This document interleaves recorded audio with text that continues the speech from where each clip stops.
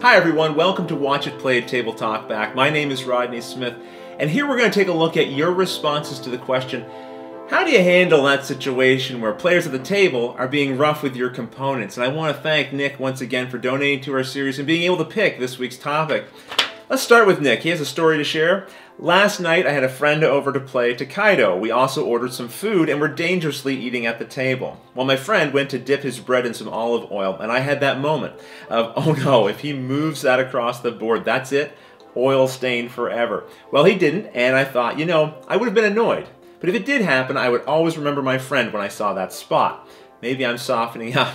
Yeah, Nick, maybe you are. I don't think I'm quite there yet. I think what it would have got under my skin in that situation is the carelessness of it.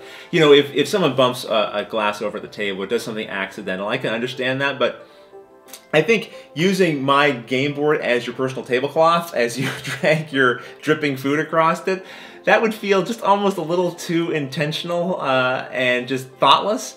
That would probably get under my skin a little, but I like how you spun it. I think that's a very nice approach that you would now think of your friend, hopefully in positive ways. Okay, Michael 000123 says, I'm absolutely crazy about damaging board game components, and the only reasonable explanation is this. I bought this game. I enjoyed it for the past 50 times we played it, but I also want to enjoy it for the next 200 times we play it.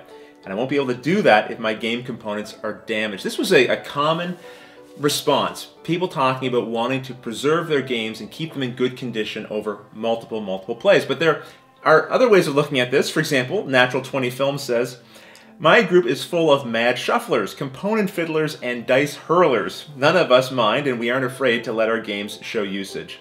Our games are our playground, and we jump in like a gang of 5th graders being released for recess on the jungle gym.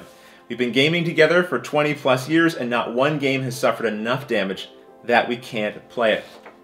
I think if your group collectively is fine with that more casual approach to the care of the game components, you're not going to have a problem, but it probably just takes one person like me at the table, and you're going to sense a little bit of tension if people are getting too rough with the game components.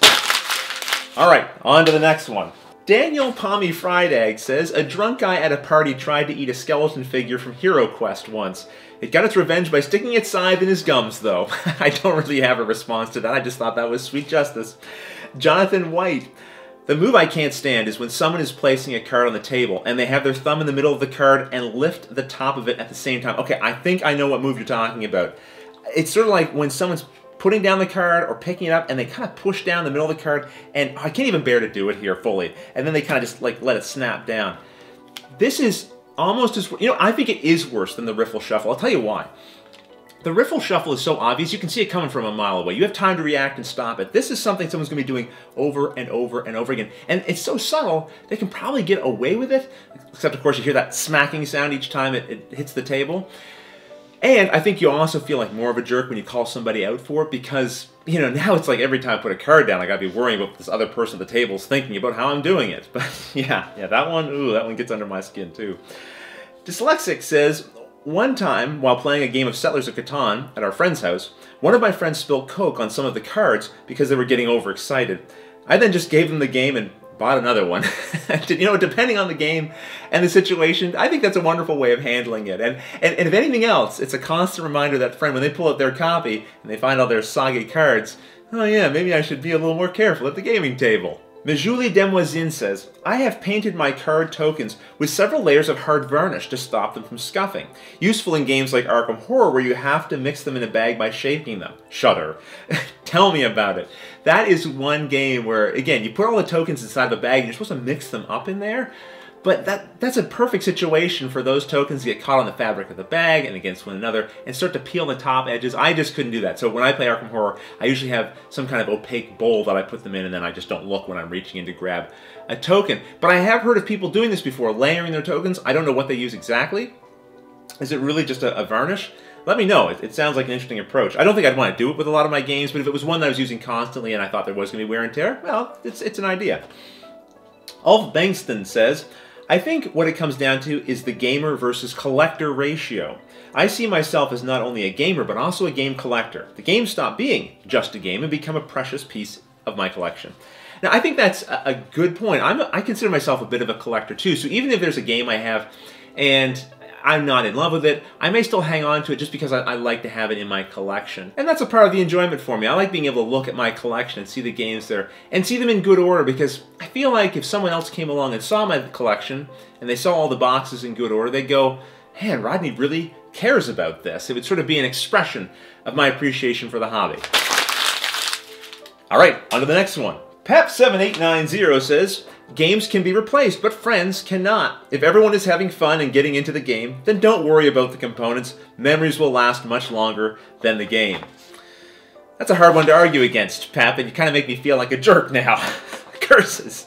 Although, if I think about it, I do have some games that have lasted longer than some of my friends. Anyway, JWard1465 says, the one area I do get kind of fusty is about how components are put away. I like things put back in a very specific way, so I tell everyone that I'll just do it myself, and please don't help me, but someone always insists on helping me by tossing things in the box, and it makes me crazy.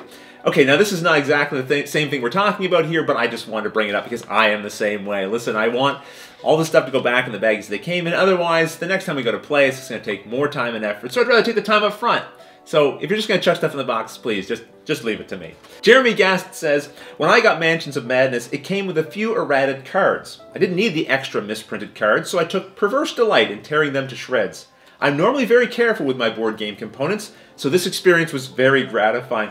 I have actually held on to errated cards before in the past, even when I knew there was no use for them. I am getting much better at this now, and now I will throw out those cards because I find as I'm getting more expansions to games, I want to save as much space within the core box so I can fit those expansions in. I'm even getting better at throwing out the inserts. Yeah.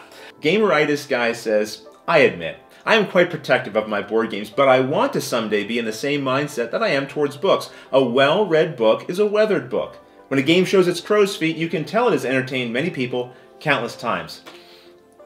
This is true, but here's a few books that I've read. Here's the Lord of the Rings series. And you'd never know that I had because the bindings aren't creased, the covers are pretty much in perfect condition, and that's because when I read books, I tend to brace the binding with my hands, and then I only open the book just a bit because I don't want to crease the binding. Is that a problem? Is that crazy? That's not crazy, right? Well, okay, to be honest, I didn't really read these copies. I bought extra copies that I could read from and be a little more careless with so I could save these copies. Yeah, that is a little crazy. I think maybe I am nuts. I don't do this with all the books that I have. But when I see a special collection like this and I like the looks of them, yes, I have done this on occasion.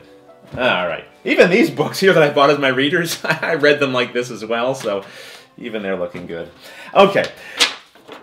Charles Bessalk says, being a college student, every game that I purchase I consider a major investment because odds are I will not be able to buy another one for a good while. You know, this was echoed by other people as well. And many games aren't cheap. You know, and when we put our money into something, it's harder to watch somebody else be careless with it. And we often wonder, like, would you do this if this was your money that you spent? So that's another good reason to take care of your games and to be careful of other people's games.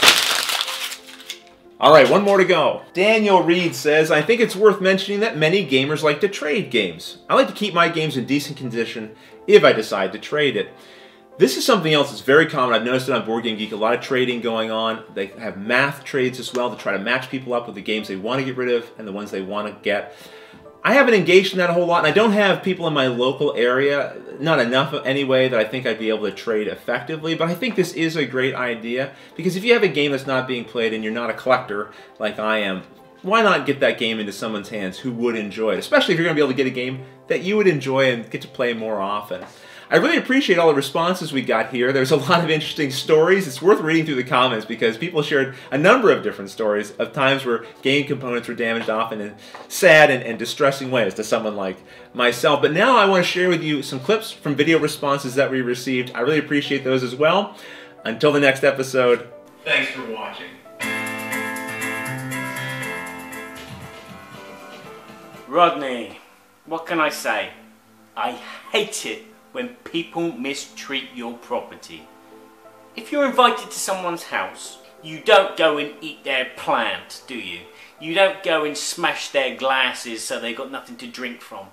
Games are expensive. My deck of Uno cards, I don't care what happens to them because Uno's going to be around for millions of years. Some games don't have that. Some games come out, 3 years later, you can't find them for dust. I'm angry. In our games, are not cheap. You play a game and someone does something, just beware. If you're sat at the table playing a game, one of my games, you will know if you're manhandling my stuff. P.S. You can manhandle my dice, I don't mind that. Dice, oh, they're replaceable. Anything else?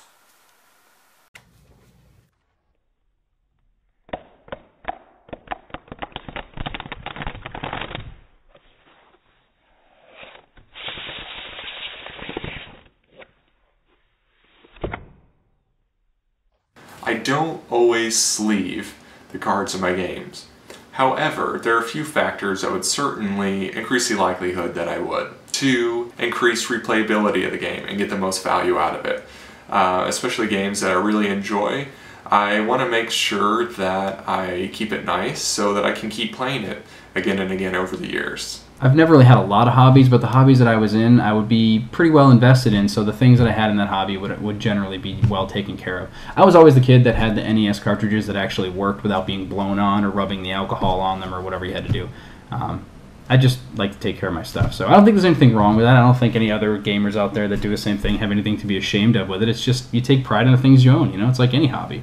In the beginning, my friends were a little uneasy when I would say, hey, you know, come on, no eating at the table, or I've sort of worked out deals with them, like, hey, you can eat those Cheez-Its, but you got to pour them into a cup and eat them kind of, pour the cup like this, and they laugh at me and whatever, but, you know, for the most part, they end up just going along with it. They're like, this is Matt's game, I'm going to be respectful. It's like anything when people give you crap about it. Like, you get into somebody's car, and some people's hobbies are their cars, and I wouldn't leave trash in your car, you know, don't smear up my cards or, like, bend my cards, you know, I'm not going to just respect the hobby, you know, and I think most people do that. One thing I'll point out is, I know you said you stopped sleeving your cards. This is something that I've done, is I've basically invested in card sleeves because I use so many of them. Anything that's going to get shuffled is basically going to be sleeved for me for the most part. So I have now basically bought sleeves in huge amounts of bulk. I'm essentially buying sleeves from distributors and eBay sellers that just sell them by the thousands. As you can see in here, I've got just hundreds and hundreds and hundreds, actually a few thousand of these, you know, Magic the Gathering sized cards, and tons of FFG cards and sleeves and whatever. I got a little bit of everything in here to cover me for the future and for any of my other ones that wear down. So anyway, I know there's people out there laughing at me because of that suitcase, but that's okay because I'm proud of it. Thanks for asking the questions again, and I hope to do this again soon.